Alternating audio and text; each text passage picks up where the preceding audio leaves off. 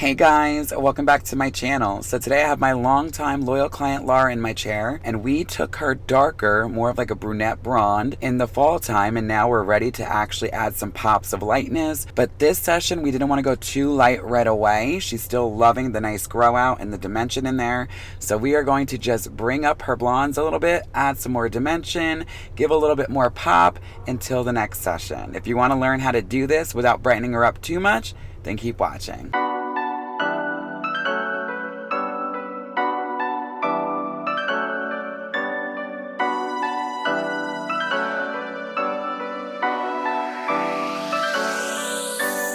Alright, so I'm mixing up a bowl of 20 volume with my loyal Holy Grail Lightener, Joico Blonde Life. I'm also using a 16th ounce of Olaplex, of course, as always. Always got to keep the hair as healthy as possible. We all know blonding is damaging, but you know, that's just what you get when you want to be blonde. So, I'm also going to be mixing up a Lowlight, and I'm going to go with Joico Lumishine, the Demi Liquid series. And I'm going to just go in with straight 7 NWB. I used to love the NWB series, diving back into it, and that's going to be our low light and our bowl of lightener. So let's get started. So the key to keeping this really dimensional and keeping it low maintenance is by adding that low light. So what I'm going to be doing, as you notice in this foil, I'm not going all the way up. I like to do this sometimes when I want to keep a little bit of a rooty look. So I'm going to feather up, and not even that much of a deep root, but you know, feather up maybe an inch away. Some I'll do 2 inches away, whatever I feel. And then the next foil I'm going to do all the way up. The third foil will be the low light. So I'm going to keep alternating this all the way through the head. We are doing a Sinful Blonde half. So this is a half head I do underneath. And with her, we didn't even feel the need to do that because we're keeping dimension. We want the depth underneath. So it didn't even make sense to do the 9 foils in the nape area.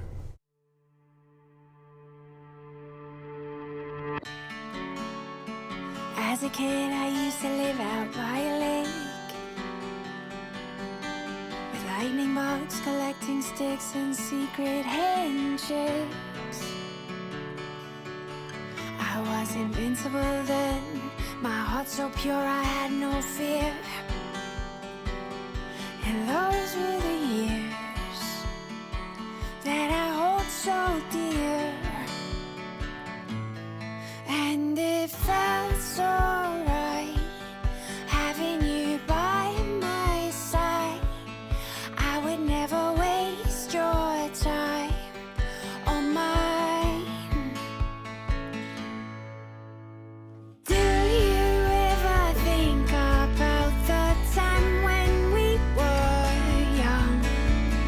Everything we dreamt of being, we had so much fun. I don't wanna lose your love. I've been wishing on the stars above. If I go back in time far enough, I know that I would find you. Those lazy days where we would sit out on the pier, the sky was wide open and everything was crystal clear. Anything that you would tell me, I just couldn't wait to hear. You guys, I cannot stress enough, when you're taking your blondes darker, the best thing to do is to use a demi-permanent. You guys know I'm not a fan of permanent color. If you've been following me for a long time, the only time I do permanent is really when gray coverage and a client requests it. That's the only time. I don't break the base, I don't do any of that, I don't do high lifts, none of that. Demi-permanent is the way to go because it's easier to get out and it doesn't cause as much damage. You'll see how well she lifts today. We did all shades EQ and Joico Lumishine when we took her brunette blonde in the fall time, and it still held on pretty well. As long as the client's taking care of their hair, using the proper tools, the proper shampoos, the proper conditioners, styling products, heat protectants, all that good stuff, then they'll be fine and their color will have longevity. I hate when people say, oh, permanent color lasts forever and demi fades so quickly. That is not true. We need to educate our clients, and we first need to start by educating ourselves, because a lot of hairdressers really tell me all the time, permanent color doesn't fade, and it does. All color fades. It's just permanent altered the hair, it went inside internally, and it will never be able to go back to the original state that the hair was naturally grown out with. That's what permanent means. Permanent color is alkaline, so it does open that cuticle and allow the color to go inside internally, and that's why it's a lot harder to get out. And then the demi-permanent is acidic most of the time. They do have alkaline demis, I'm pretty sure of, but most of them are acidic and they close the cuticle as much as possible. That's what adds the shine, the glossy texture, the smooth feeling that we all love. And we'd soak up the sun, smiling ear to ear, 'cause it felt so right having you by my side. I would never waste your time or mine. Do you ever think about that time when we were young? Everything we dreamt of being, we had so much fun. I don't wanna lose your love. I've been wishing on the stars above. If I go back in time far enough, I know that I would find you.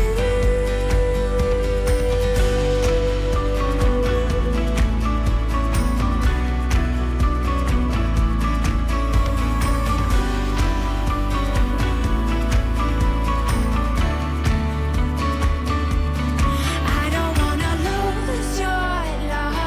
I've been wishing on the stars above. If I go back in time far enough, I know that I would find you. Do you ever think about that time when we were young? Everything we dreamt of being, we had so much fun. I don't wanna lose your love. I've been wishing on the stars above.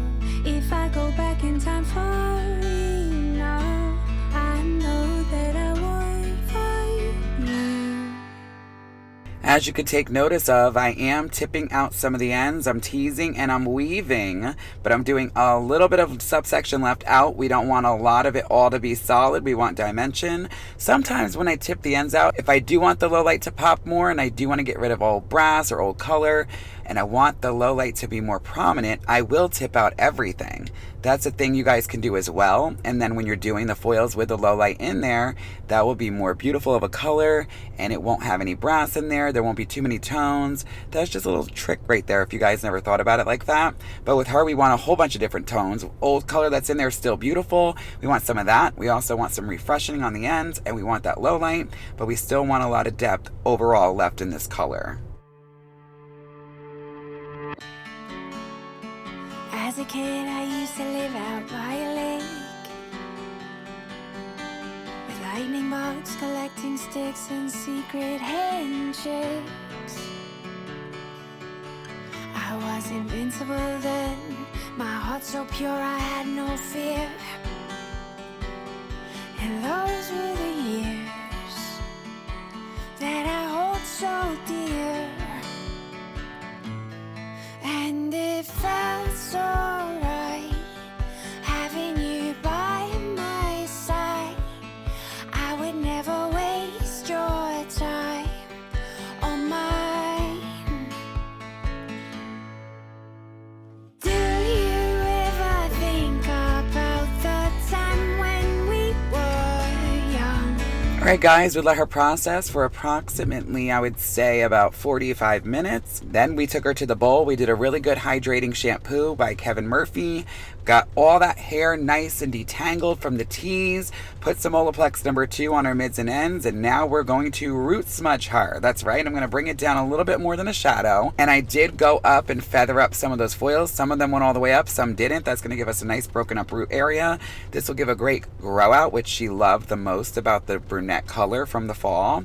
And I went in with Joico Lumishine as well. And I did 5N, 7N equal parts. Everything we dreamt of being, we had so much fun. I don't wanna lose your love. I've been wishing on the stars above. If I go back in time far enough,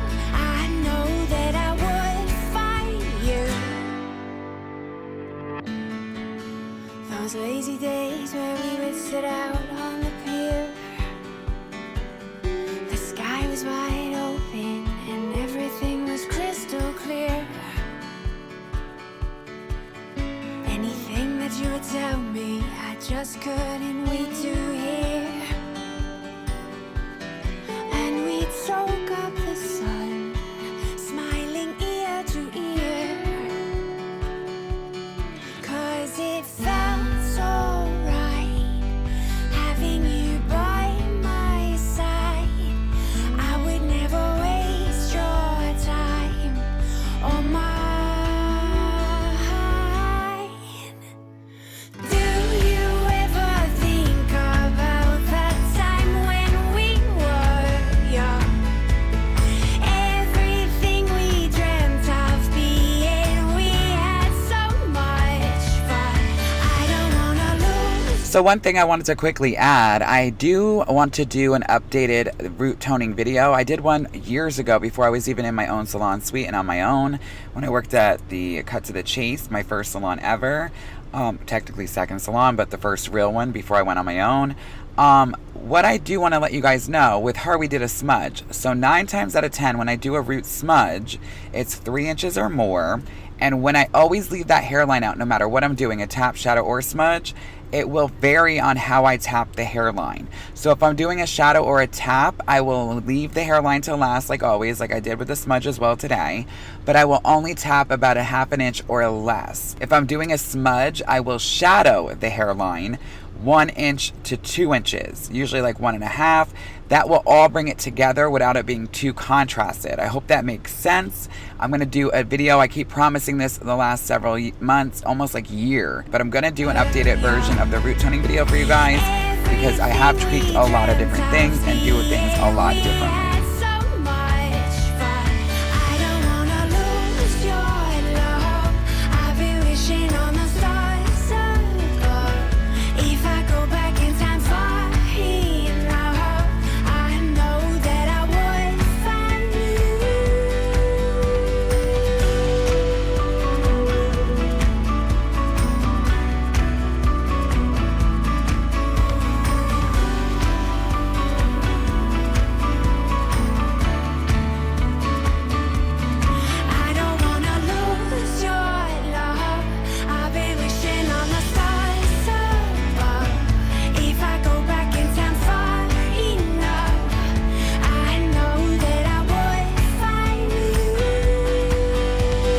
So I am going around globally toning her with Redken Shades EQ, one of my go-to formulas, 8N, 8V, 8GI, a perfect neutral, beautiful tones. We're going to keep her at a level 8, but I am adding a drop of 7P for any of the hair that was left out today that wasn't touched at all, because it has a little bit of that more warm orange to it.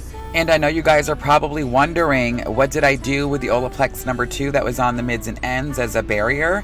Well, I left that on, I left the root smudge on, and I usually will do this at the bowl, but I did want this formula to sit for about 10 minutes altogether. We were trying to cut some time, and when I do a smudge, I like to let that sit for about 15 to 20 minutes, and I stand corrected. I did not use Olaplex number 2 on her mids and ends. I used Fiber Fix Part 2 by Finola.